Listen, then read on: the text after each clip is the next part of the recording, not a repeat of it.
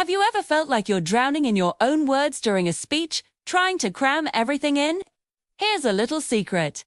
In a speech, what truly matters isn't the perfect order of your words, but what you have the courage to leave behind. When you try to say everything, you end up saying nothing. Sure.